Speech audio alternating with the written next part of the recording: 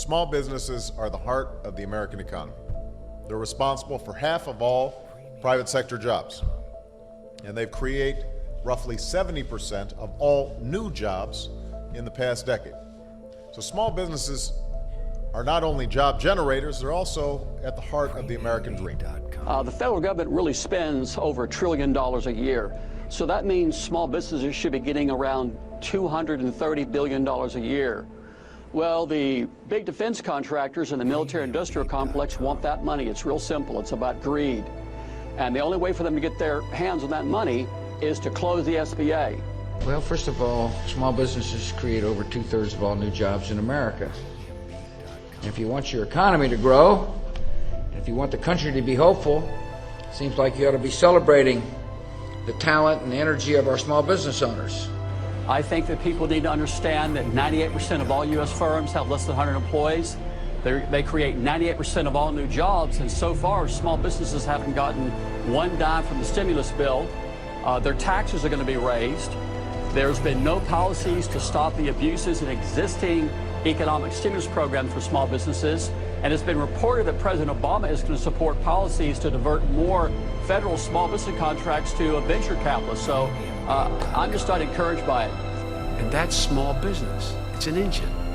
It's the most fundamental difference we have in terms of the backbone and strength of our economy. It's not miscoding, it's intentional, and then in many cases it's outright federal contracting fraud.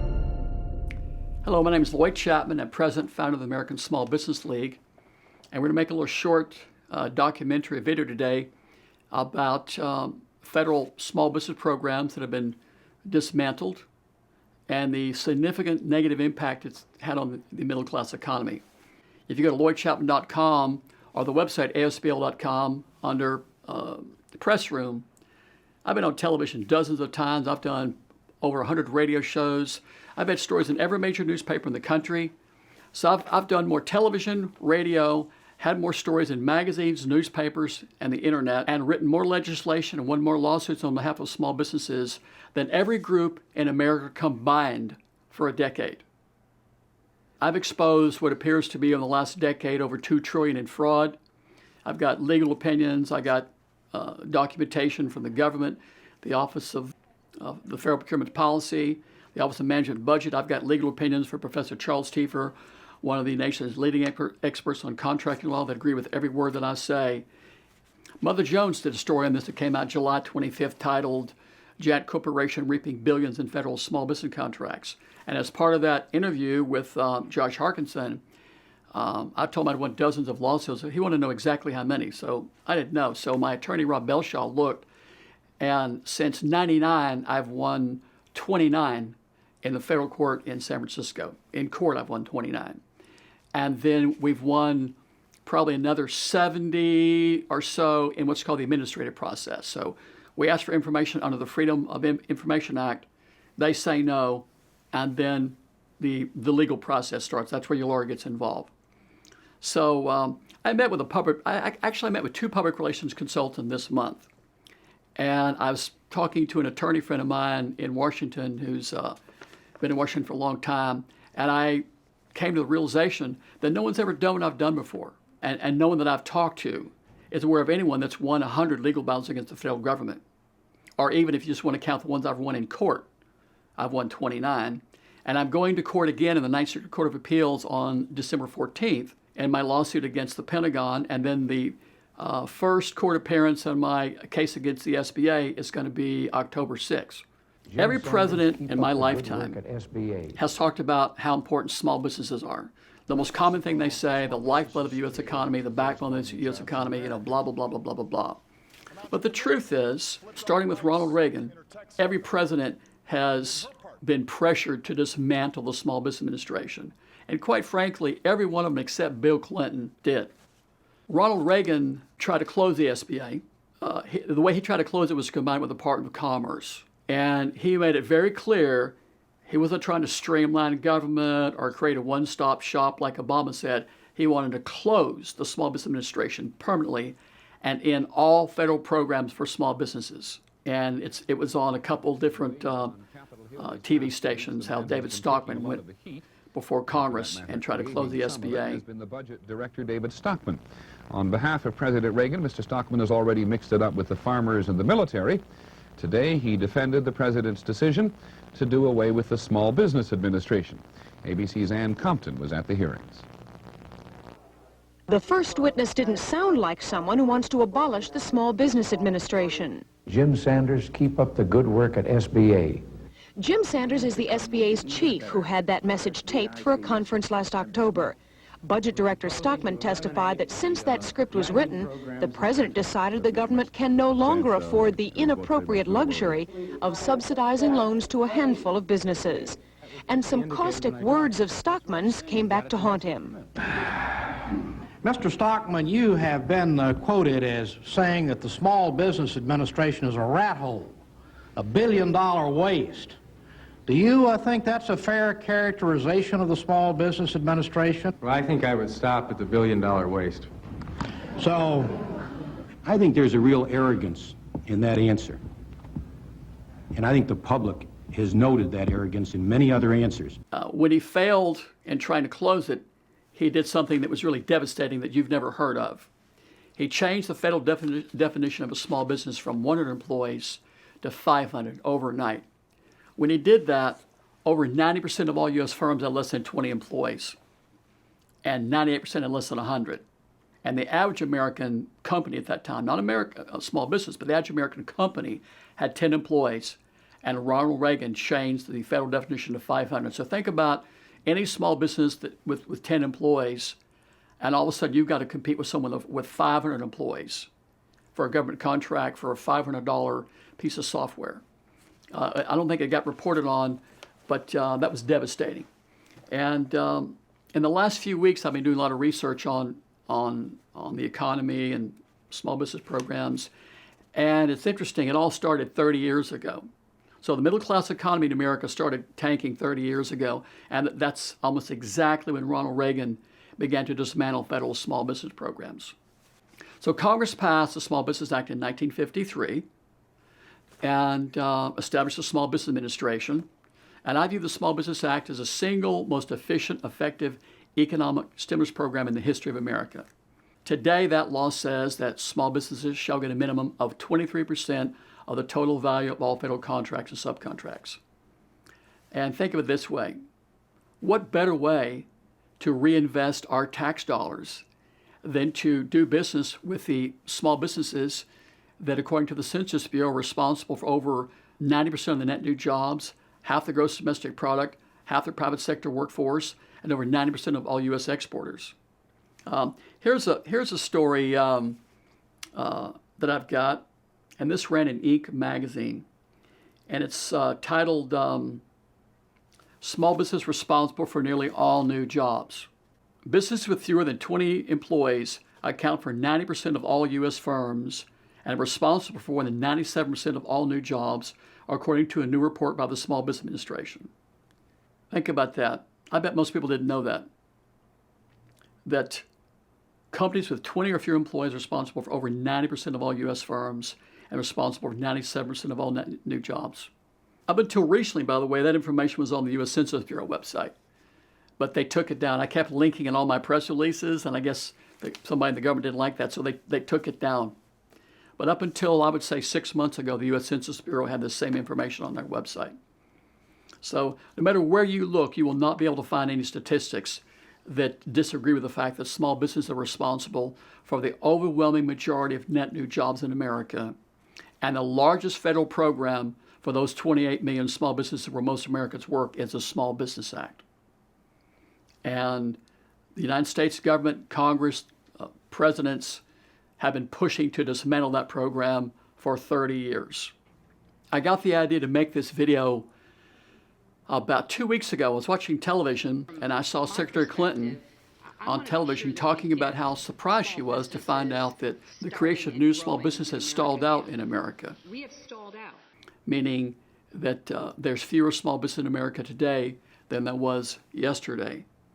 And tomorrow there'll be fewer small businesses than there is today. So more small businesses, actually more businesses, are failing than starting. I started doing research on that, by the way, and finding out that the middle class economy has been sledding for 30 years. which I mentioned earlier was right about when Ronald Reagan started to dismantle the largest economic stimulus program for the middle class in history, the Small Business Act. And then right in the middle of it, I went to meet with my investment advisor. I've got a little money in the stock market, and he gave me this chart that shows that the stock market is doing great. So when you watch, the news, they talk about how great the stock market is, right? But the weird thing is, the middle class economy is the opposite. So while the stock market's been going up straight like this, the middle class economy is doing just the opposite. And I found out why. And I don't have a degree in economics. Maybe I'll get a Nobel Prize for economics for figuring this out. So here's a pie chart. The blue part is the 98% of all U.S. firms that have less than 100 employees. And the Small Business Act stipulates that those firms that are responsible for 90% of the net new jobs, half the gross domestic product, half the private sector workforce, over 90% of U.S. exporters, by law, should get 23% of all government contracts. And that little tiny red sliver at the top, that represents the 2% of U.S. firms that get 77% of all contracts. So think about that. 98% of all U.S. firms, by law, are only going to get 23% of all government contracts. And a little tiny sliver up there of the 2% gets 77%. Well, here's the truth. There's been a series of federal investigations that have come out for almost 15 years now, about 14 years that show that in reality, small businesses aren't getting 23%. They're getting closer to 3%. So think what it does to the U.S. economy when 98% of all U.S. companies get only 3% of all federal contracts. I'll even be generous and say 5%. Let's just say 5%. So 98% of all U.S. companies get 5%, and the little tiny sliver that only 2% are getting 95% of all government contracts. Think about that. To me, that sounds like economic suicide. I think that's a huge mistake. I'm going to call that economic suicide. So the firms where most Americans work, where a study from the Small Business Administration says businesses with fewer than 20 employees account for 90% of all U.S. firms and are responsible for more than 97% of all net new jobs. Let's give those people 5% of all contracts, and this little tiny sliver of 2% gets 95%. Crazy. Now, the 2% that are getting, in my estimate, all my research, 95% of all U.S. spending, guess what? They're not creating jobs. I saw a study from the Kauffman Foundation about 5 or 6 years ago that said 100% of net new jobs since 1980 come from new businesses. Well, there's very few new Fortune 500 firms, and I would say there's zero new Fortune 500 firms that are major government contractors. I can't think of a one.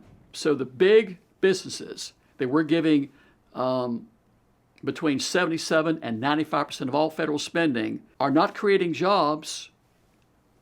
And I guess this SBA study again proves that, right? If the companies with less than 20 employees are creating 97%, at the most, these guys could be generating 3, but you've got companies with under 100 or 500.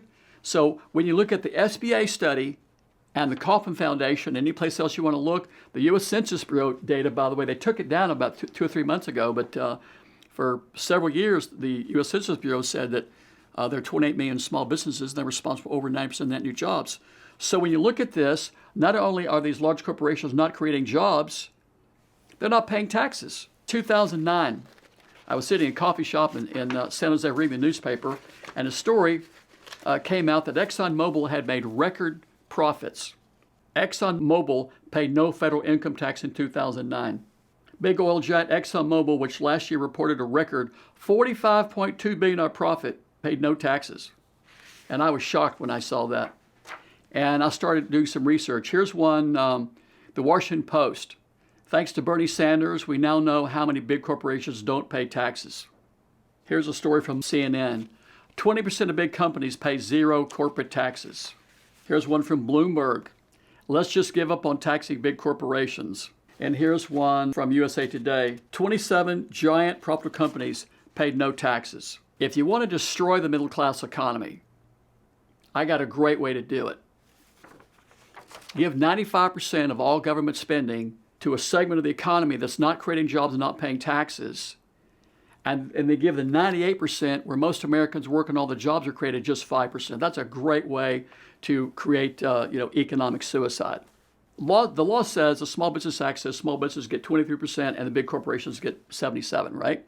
So I say that it's closer to 5% for the 98 and 95 for the big corporations. So what have we got to back that up? How about in 2003, the Government Accountability Office released the results of a report that was based on information I provided. Washington Technology released a report in February of 2003. Small business deals under investigation. In December, the Government Accountability Office began its own investigation based upon information Chapman provided, said Dave Cooper, director of GEO's Acquisition Sourcing Management Office. GEO executive admitted that their investigation based on information I provided. That was, 14 years ago?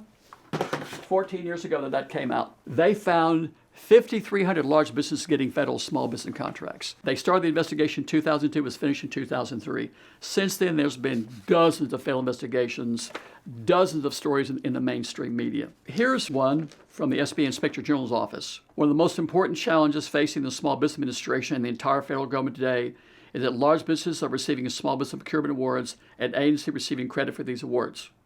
That's astounding. And by the way, this came out in 2005. Every year since then, every Inspector General of the SBA has reiterated that. One of the largest challenges facing the Small Business Administration and the entire federal government today is that large businesses are receiving small business procurement awards and agencies are receiving credit for these awards, right? That same month, a report came out called 514. They looked at the 6 largest contracts that the Small Business Administration reported as going to small businesses. Here's what it says. The SBA awarded 4 of the 6 high-dollar procurements reported as small business procurements to large companies at the time of the procurement. The SBA Inspector General found the Small Business Administration was cheating small businesses and giving small business funds to large corporations. I remember back in those days, they did a Freedom of Information Act request on who those companies were.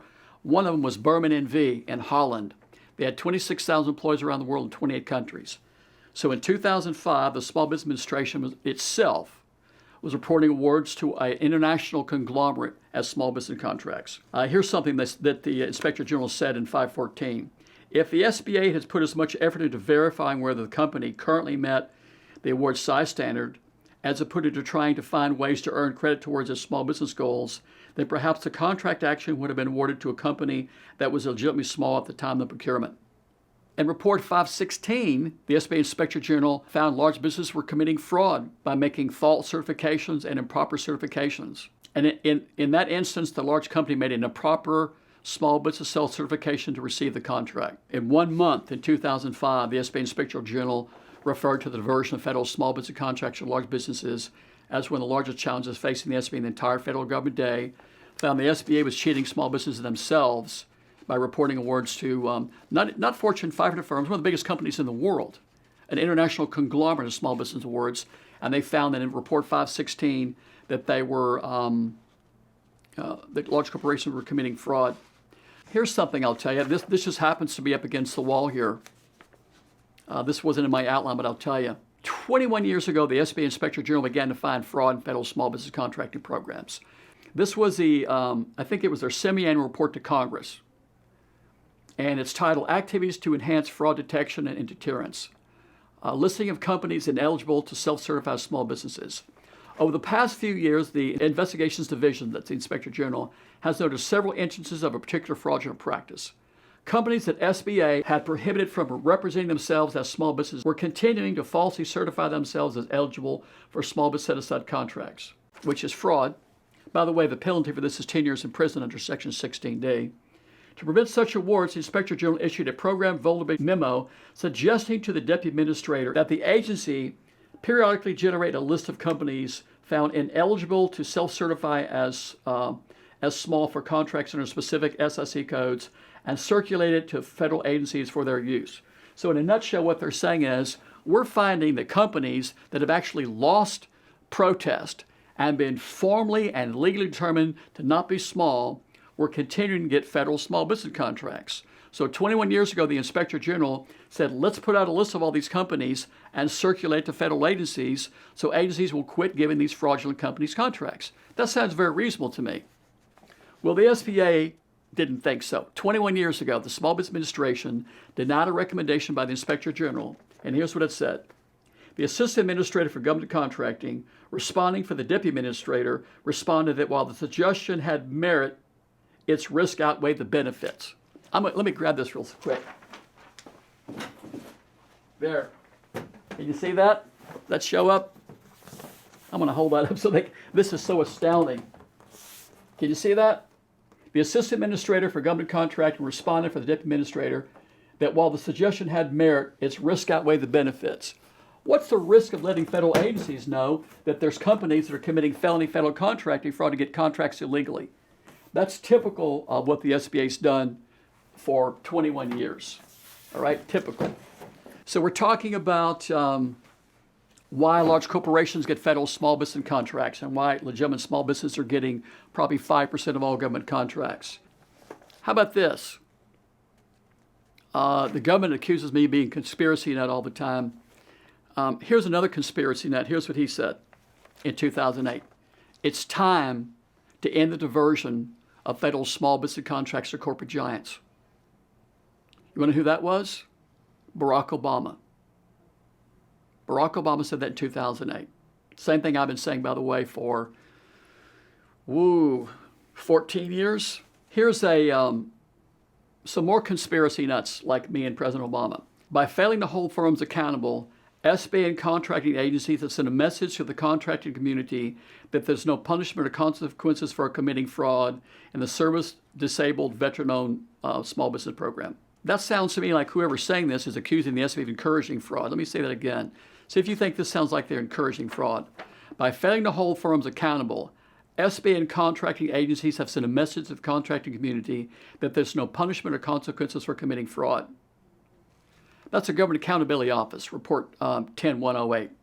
If you go to the internet and Google, Fortune 500 firms getting small business contracts, there's just, go to LloydChapman.com and ASBL.com, and there's just a multitude of stories. I think I'm right, and all the documentation, all the federal investigations show that I'm right, that the United States government is giving 95% of your tax dollars with this small sliver of 2% of all U.S. companies that aren't creating jobs and aren't paying taxes. And that would explain why the middle class economy is being crushed. So we talked about how the Small Business Act is the largest economic stimulus program in America today. It says that small business should get 23% of all government contracts, would be $271 billion. Our research shows that small businesses are getting maybe 30 at most, so it's almost 1/10 of what they're supposed to be getting.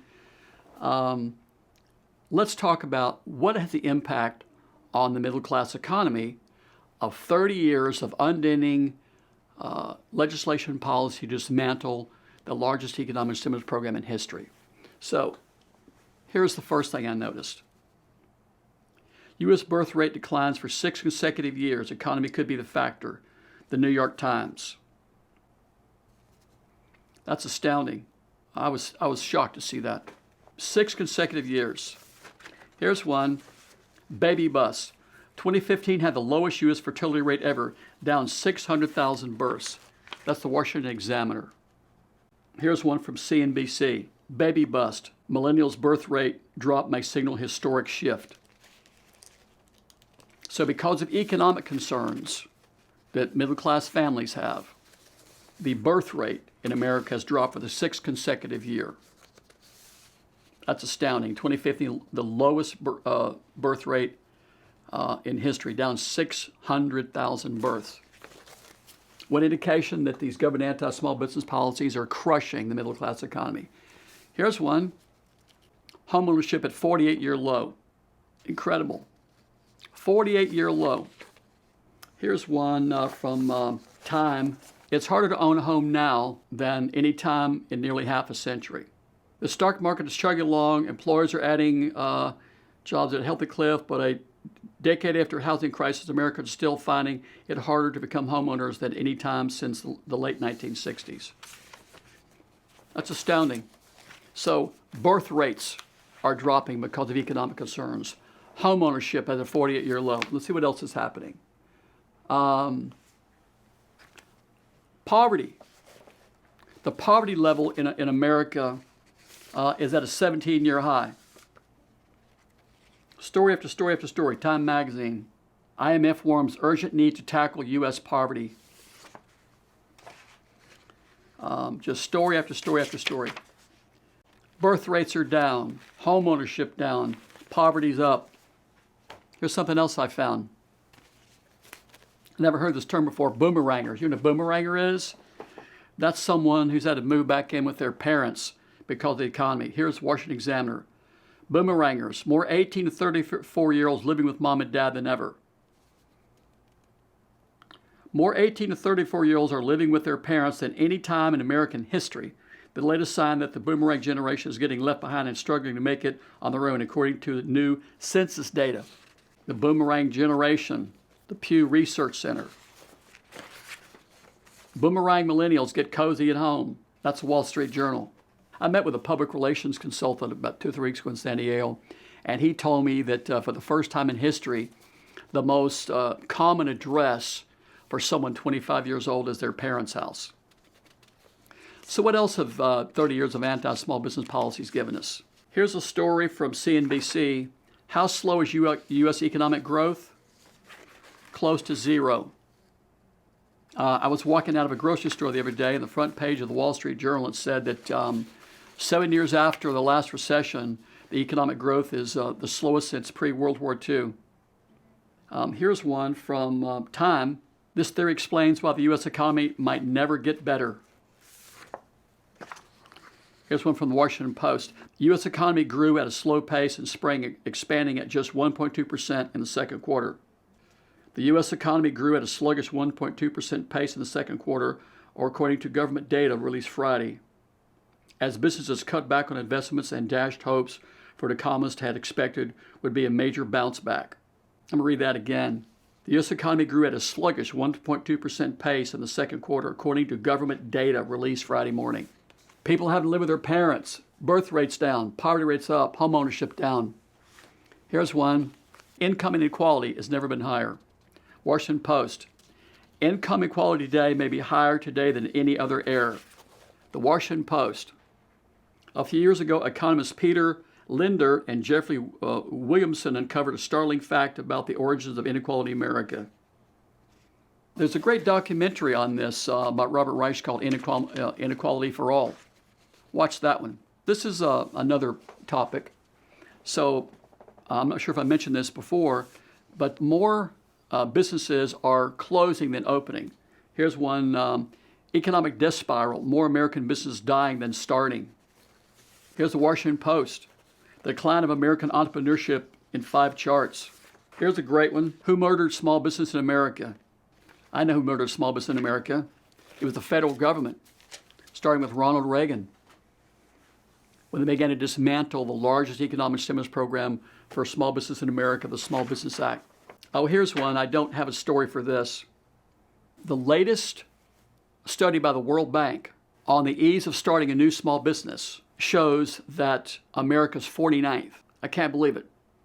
I remember looking at the report. It's easier to start a small business in, was it Latvia, Kazakhstan, Afghanistan, Mongolia? Yeah, the stock market's going great. Middle class economy is tanking. We're 20 trillion in debt. And according to the World Bank, the U.S. is 49th worldwide in the ease of starting a new small business. But you know what?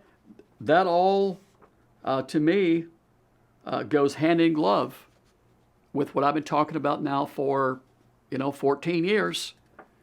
It's a really bad idea to take the largest economic stimulus program for the middle class in history and dismantle it and divert that money to that tiny sliver of American companies, Fortune 500 firms that A, aren't creating jobs and aren't paying taxes. Huge, huge mistake. Again, it's economic suicide. I was walking by a newsstand the other day, and I saw a newspaper, and on the front page of the paper, it said the Federal Reserve decided not to raise interest rates because of the jobs report. And then a few days later, I saw another story like that in another newspaper and started thinking about it. Well, SBA did that study that said that small businesses are responsible for 97% of the net new jobs, right?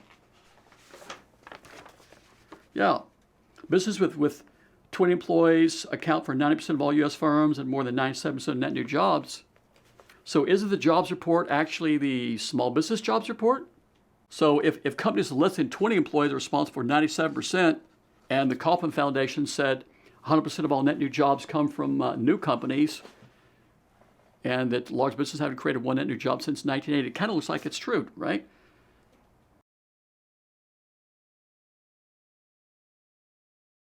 But you can't find any government study that says, that doesn't say that small businesses create the majority of net new jobs. You can't find that. It doesn't exist on this planet, right? No, any government, from the Census Bureau, whatever you look, right?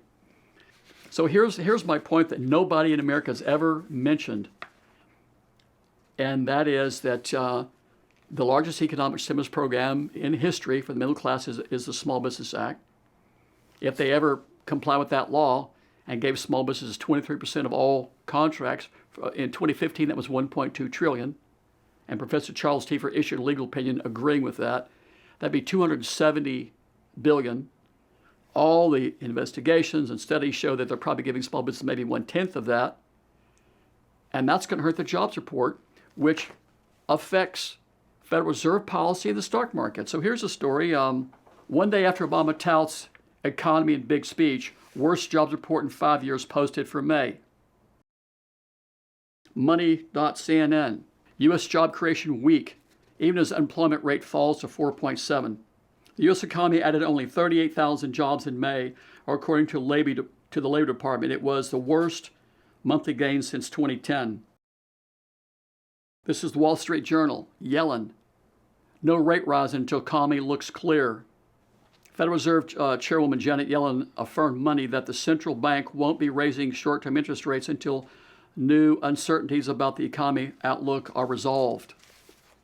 Weak jobs report in May raises serious red flags for the Fed. Most members of the Federal Reserve's Policy Setting Committee saw red flags in the weak May jobs report, according to the minutes of its June meeting released on Wednesday. Almost all participants judged that the surprisingly weak May employment report increased their uncertainty about the outlook for the labor market, the minutes said. Here's another one from the Wall Street Journal. Federal Reserve plan for raising rates sidetracked by weak jobs report. The Federal Reserve's plans for raising short-term interest rates went on hold after Friday's dismal jobs report, with officials now wanting to wait and see whether the economy remains on track before they make a move. I say that it makes perfect sense that well, there's no question. You can't question that the jobs report affects Federal Reserve policy. Here it is in the Wall Street Journal and every other major publication. It affects, Wall Street. You can see that every month when that jobs report comes out. So I say that the jobs report is a small business jobs report. The Census Bureau data, government data show it. Government data. Companies with less than 20 employees responsible for 97% of the new jobs. My guess, by the way, if you take that up to companies with up to 500 employees, it's going to be, probably 99, I would bet. I say that there's a correlation between anti-federal small business policies, a weak jobs report, a weak economy, all these stories about, birth rates are down, home ownership down, poverty's up, people living home with their parents, right? Slow economic growth, high income inequality. You don't have to be a genius to see this stuff, right? 30 years of anti-small business policies by the federal government are devastating the middle class economy.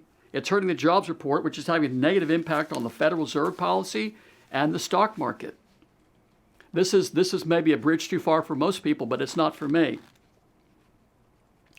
I think that the economy, the overall national economy, is being significantly negatively impacted by 30 years of anti-small business policies coming out of Washington.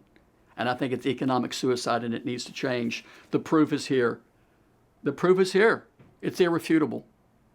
Anti-small business policies are crushing the middle class economy, having a negative impact on Federal Reserve policy and the stock market.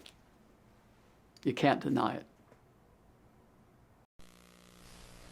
Every year, billions of dollars in government contracts intended for small businesses go instead to large corporations.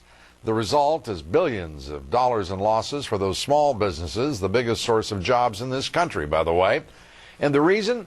A classic Washington mix of lax oversight, bad policy, and poor management. Bill Tucker has the report. Microsoft, Boeing, Google, Time Warner, all are small businesses according to the U.S. government, which awarded these companies and 62 more just like them contracts as small business. We are talking about the Microsoft of the world and the Rolls-Royce and Lockheed Martin that has no business in getting contracting dollars that are supposed to go to small businesses. It's a practice that cost small businesses an estimated $12 billion in 2005 and hurt small business owners like Belinda Guadarrama, who owns a small computer hardware and software company. When we get a government contract, we hire more individuals from our local communities. We give back into the communities. We're actually supporting the local economies. She says there's a simple reason why Washington's competitive landscape favors larger businesses. Small businesses, we're not really organized well enough to be lobbying that strongly. I think clearly when you look at who has the attention of Congress and the government, it's probably the large corporations. The Inspector General for the Small Business Administration, the agency which advises the federal government on these rules, says numerous issues are to blame. Regulatory loopholes allow companies that have grown or have been acquired by larger corporations to count as small businesses and hold on to long-term contracts for up to 20 years. Fraud is another component. But one of the biggest reasons is bureaucratic error. Administrators marking contracts to big businesses as having gone to small businesses. The SBA denied a request for an on-camera interview, but a spokesman defended their record of advocating for small business. So we talked about how Federal Reserve policy is based upon the jobs report. I mentioned how the stock market responds to the jobs report and how the jobs report is actually the small business jobs report. So here's some more stories. This is from CNN Money. Investors rejoice after strong jobs report for now. Dow tumbles 273 points on jobs report. USA Today. Holy Week growth, Batman. Here's what Wall Street is saying about the worst jobs report since 2010. Business Insider. Why Wall Street freaked out about Friday's jobs report. Story after story after story that proves that the stock market responds to the jobs report, the small business jobs report. Here's the one from USA Today titled Dow tumbles 270 points on jobs report. Stocks tumbled on Wall Street Friday as investors reacted to the August jobs report. The last monthly employment picture before the Federal Reserve's key mid-September meeting on interest rates, which produced less new jobs than expected, but the lowest reading on the nation's unemployment rate in more than 7 years. I hope we've convinced people that the small business jobs report has a huge impact on the Federal Reserve and Wall Street. So now let's go into the last segment here. Let's talk about the government anti-small business policy. So I'm going to read you two stories here. This one was from the Associated Press. They are among America's largest companies: Verizon Communications, AT&T Wireless, Barnes & Noble Booksellers, and Dole Food Company. But in the government's contractor database, they are listed as small businesses. Here's another story I'm going to read. Verizon Communications is the largest wireless provider in the United States with 170,000 employees and $91.7 billion in sales last year.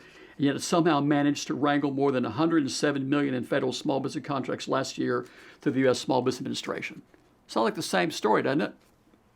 Well, this story was written by the Associated Press in 2003, July of 2003. Larry Margusett. The title is Verizon AT&T Wireless Miscast a Small Business Federal Database. Miscast. That's the government. They call it miscast.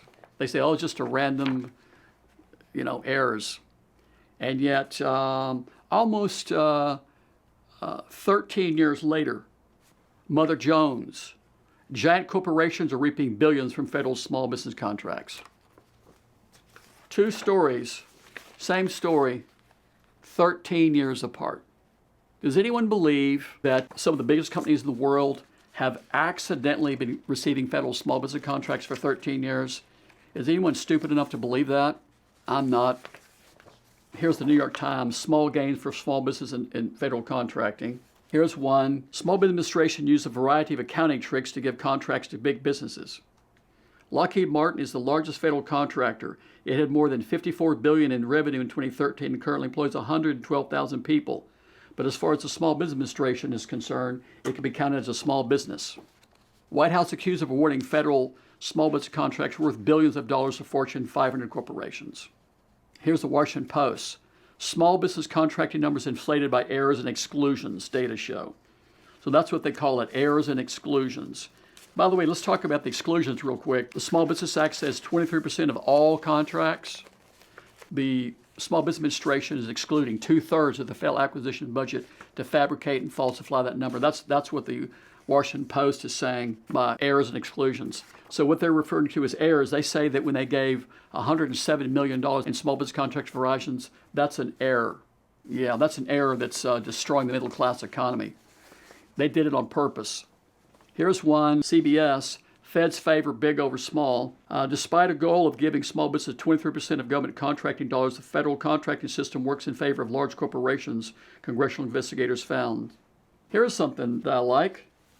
More conspiracy nuts like me and President Obama when he said it's time to end the diversion of federal small business contractor corporate giants. Public Citizen, May 6, 2015, slighted. Accounting tricks create false impression that small businesses are getting their share of federal procurement money. We talked earlier how the Government Accountability Office launched the first investigation into fraud, abuse, and corruption in federal small business contracting based upon information that I provided. That's in that story from Washington Technology from 2003. And here's what they've done since then. Since the GAO and dozens of investigations in the federal government have exposed that, they've created policies to essentially legalize the fraud. So if you go back and look from 2002, you'll see dozens, hundreds of stories in every major newspaper in the country. The LA Times, Seattle Post-Intelligence, the Miami Herald. Every major newspaper in the country has covered this story for, 14 years? Story after story after story, dozens of federal investigations have found the government is cheating the middle class and diverting federal small business contracts to large businesses. Cheating small businesses owned by women, minorities, veterans, out of billions and billions of dollars. Every major television network has covered this story. ABC, NBC, CBS, CNN, Fox News, Fox Business, RTTV. You see, reports and investigations have been surfacing in the last couple of years that have exposed the inside workings of a fraudulent system. What a shock. For 14 years, this story has come out, and yet nothing's changed. I take it back. One thing has changed. They've passed policies to essentially make what was felony federal contracting fraud punishable by up to 10 years in prison by Section 60D of the Small Business Act to make it legal. Here's a story in the Washington Post, how 8,500 large companies will become small businesses overnight. So what they did is take thousands of companies that were receiving federal small business contracts illegally and change the policy. So now they're small businesses. Now remember, Census Bureau says there's 28 million small businesses. The SBA report says right here, I keep going back to this, that companies with 20 or fewer employees account for 90% of U.S. firms and 97% of net new jobs, and yet the Small Business Administration, the agency that was established to help small businesses, is adopting policies to make 8,500 large businesses small. By the way, what they did was just a few months after the GAO came out and found 5,300 large businesses were counted as small business. In fact, this is the report from 2003. The report that I talked about earlier in Washington Technology that Dave Cooper said was based upon information I provided. Reporting of small business contract awards does not reflect current business size, by Dave Cooper, Director, Acquisition Sourcing Management. So that's the exact story that Washington Technology Said it was based upon information I provided. May 7, 2003. By the way, I testified at that hearing. That was a 5.5-hour hearing. And so what have they done since then? Well, they made 8,500 large businesses small. Here's one. They passed a policy called the safe harbor from fraud penalty. So if you are caught committing contracting fraud and misrepresenting yourself, as opposed to 10 years in prison and the $500,000 fine that the law requires, all you have to do is say you acted in good faith. So the Small Business Administration adopted the final rule on that about a year ago in August of 2014. Safe harbor from fraud penalties policy. Look it up. By the way, the funny thing is, shortly after the SBA Inspector General released reports 514, 515, and 516 that said that the diversion of federal small business contracts to large businesses is one of the largest challenges facing the SBA and the entire federal government today, and then found that the SBA itself in report, here it is, report 514, that the SBA itself was giving federal small business contracts to large businesses. And then 516, where the Inspector General said corporations were making false certification and proper certifications. Here's what the SBA did. They released this press release, May 11, 2007. Look it up. Myth versus Fact, SBA and Contracting Agencies. So in this press release, titled Myth versus Fact, the Small Business Administration says that it's a myth that large corporations are getting federal small business contracts. It says, here's the myth. Large companies, including large multinational corporations, are taking away federal contracts specifically intended for small businesses. That's astounding. Can you believe that? So the Inspector General said it's one of the largest challenges facing the SBA and the entire federal government today. Barack Obama said it's time to end the diversion of federal small business contracts to corporate giants. Public Citizen said accounting tricks create false impressions small businesses are getting their share of federal procurement money. You know, Mother Jones story, giant corporations reaping billions in federal small business contracts, and the SBA press office says it's a myth. Astounding, absolutely astounding.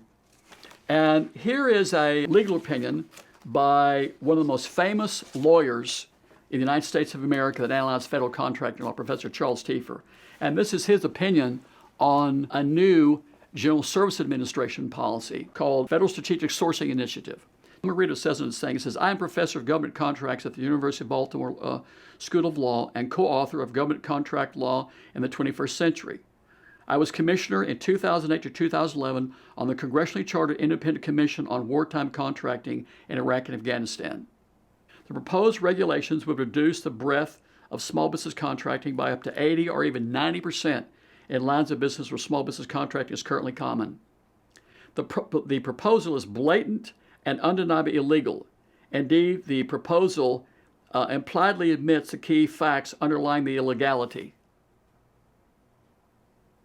One of the most famous lawyers in Washington, who has worked in Congress for, I think, 25 years, has issued a legal opinion that says a policy by the General Service Administration is blatantly illegal and would massively reduce the breadth of contracting with small businesses.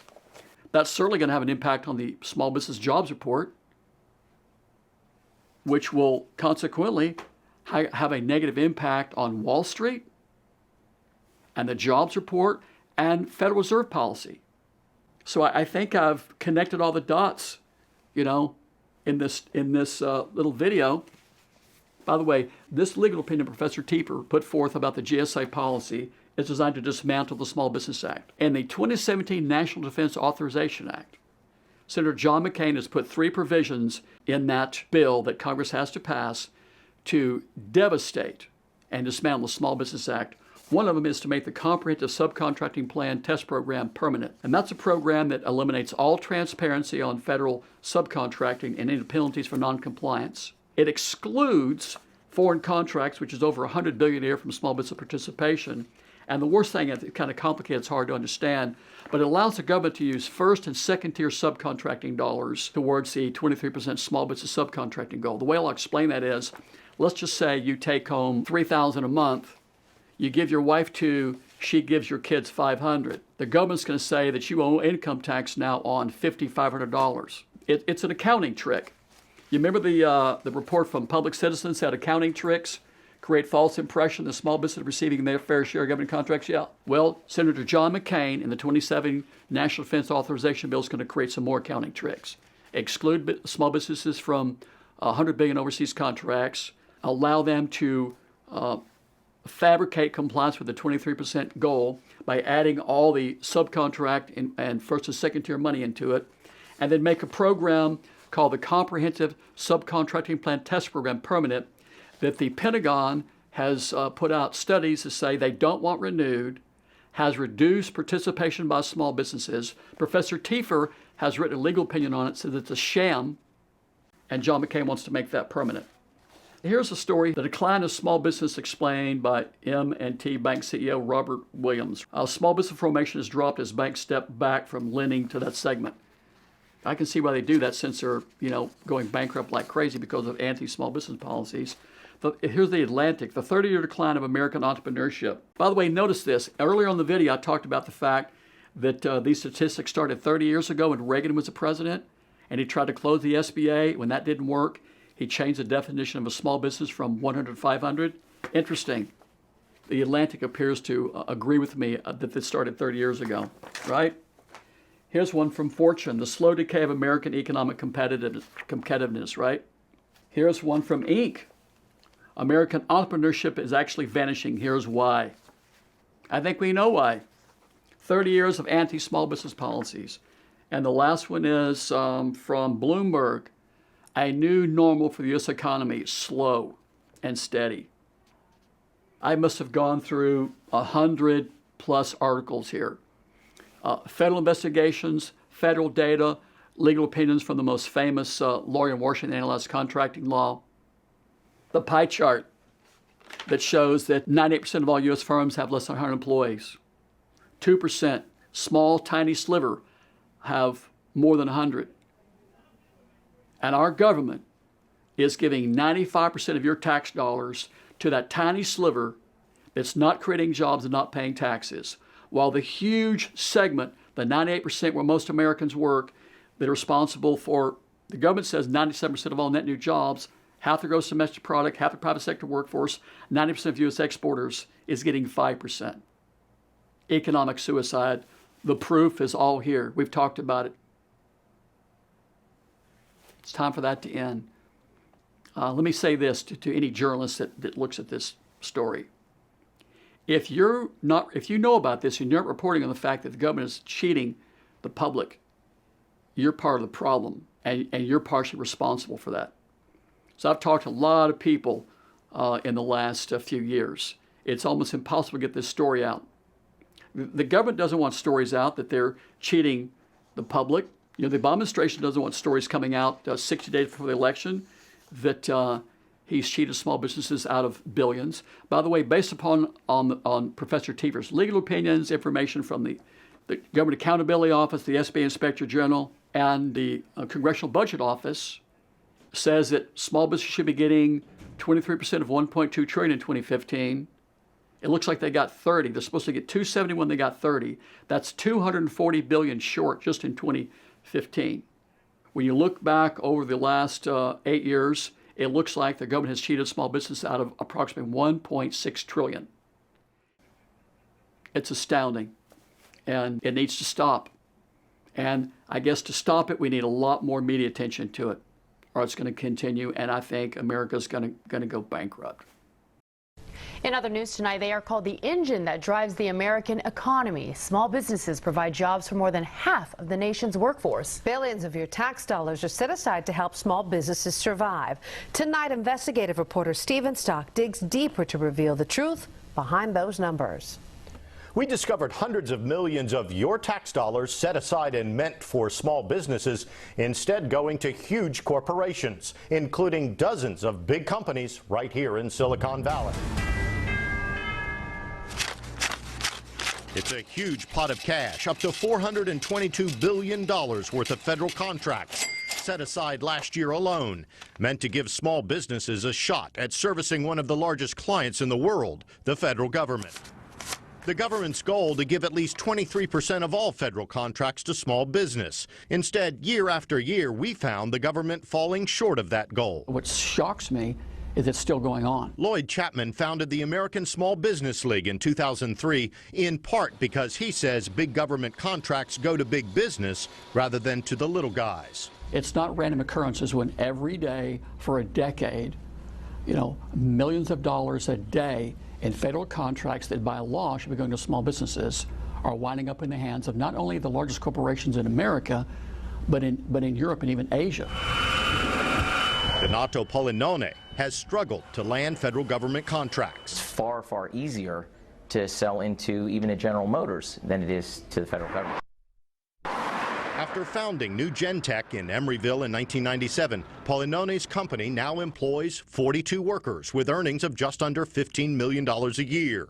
The definition of a small business, according to the Federal Small Business Administration. It's a topic that only, I'd say, about 10% of the other owners of businesses that I know even discuss. Most of the small business owners I know won't even bother trying to sell into the federal government. After years of trying and failing, New Gentech finally landed several million-dollar contracts with the U.S. government. But to Polinone and his business partner, Fred Pormazai, navigating the federal bureaucracy was like running a gauntlet. It is frustrating. They're undersourced, understaffed, and they don't have resources to allocate to qualify small businesses like us.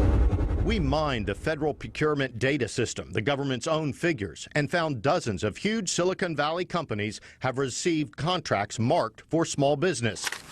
Take a $4.8 million Department of Energy contract awarded to a company whose parent is IBM, or a $1 million contract with the IRS going to Oracle, or a $550,000 Forest Service contract to Microsoft.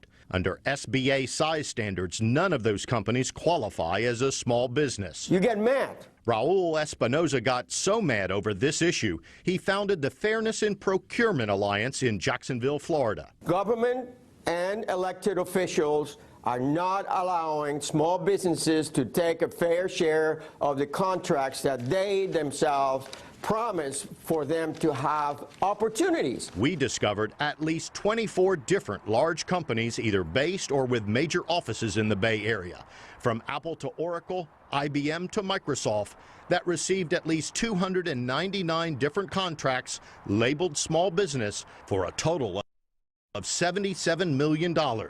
And that's just since 2009. It does seem wrong, but that's the way it is. The Small Business Administration admits this is a problem. Just last week, it released a scorecard showing that it fell short of its goal of giving 23% of all federal contracts to small businesses. The SBA says the reasons for these mistakes, what they call anomalies, range from data entry and coding mistakes to acquisitions of small companies by big companies, which are then grandfathered in, to growth of a company over the life of a contract, to just plain old human error. So in reality, small businesses are probably getting, I would say, about a tenth of what they're supposed to get.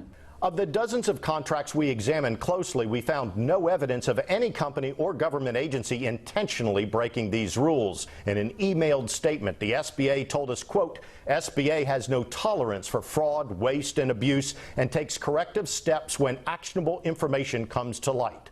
We also reached out to those companies we mentioned in our report. Most refused comment, while 2 said they do everything they can do to make sure they and their smaller subsidiaries don't get these contracts.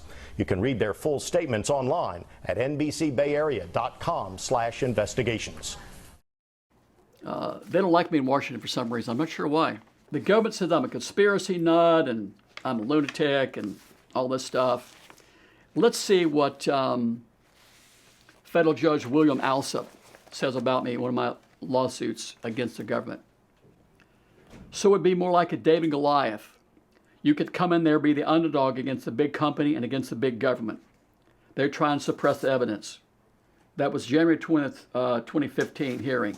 In a subsequent hearing, he said this: the purpose of the Freedom of Information Act is so the public can see how our government works.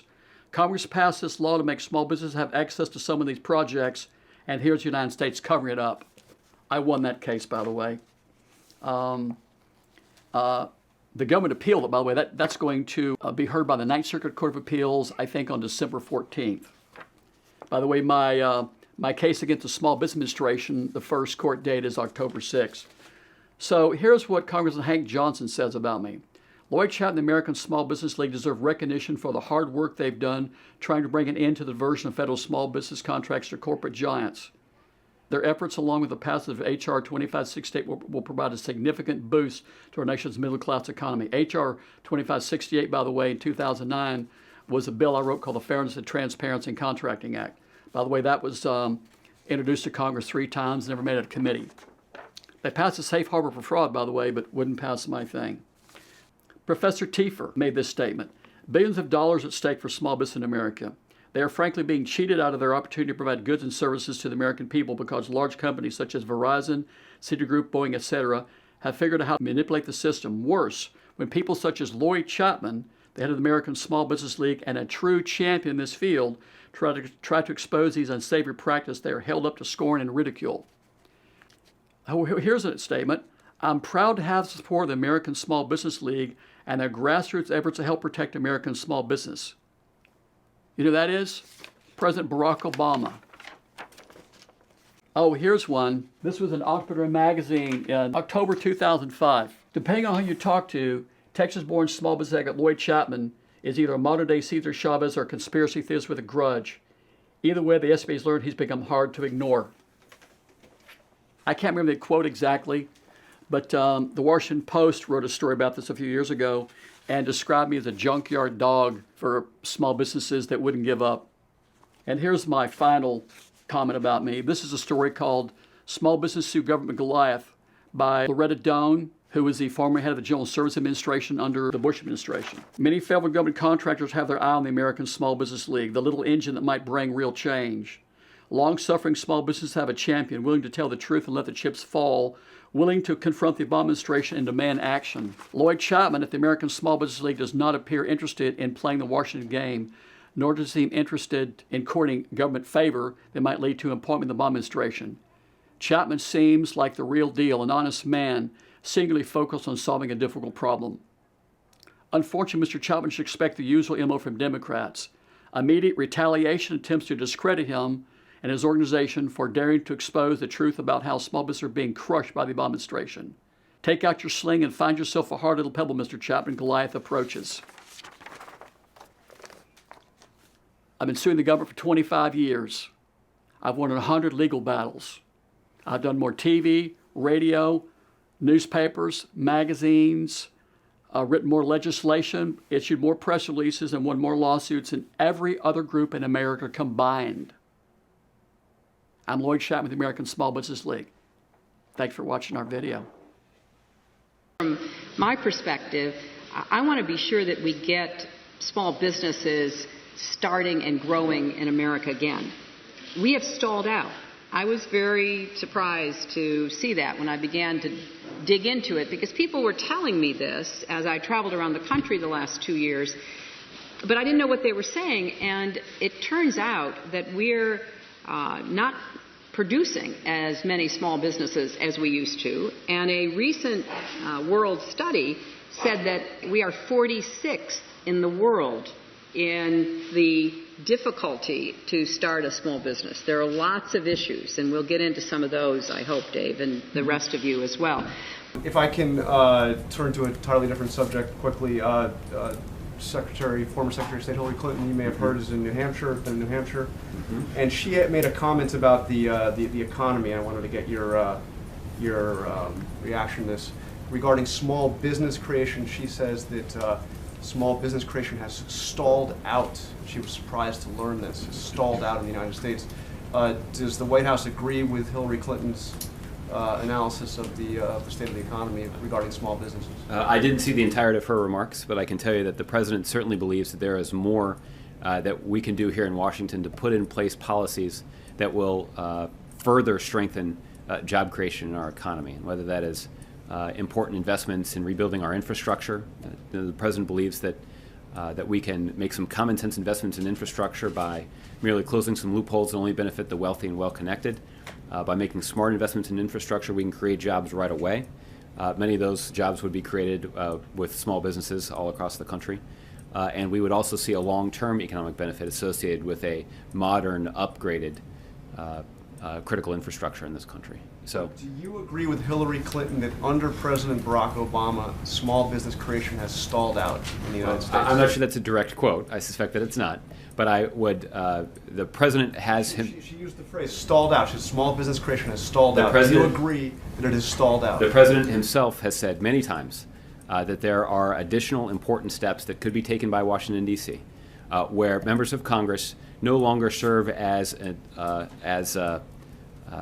impediment to forward economic momentum, but actually that they can support it. That's not my question, though. I just asked, do you agree that small business creation has stalled out in the United States? Again, I didn't see the entirety of her remarks. Forget what she said. Has small business creation stalled out in the United States? We'll take a look at the statistics and get back to you. Okay, thanks. Okay. All right. Kevin?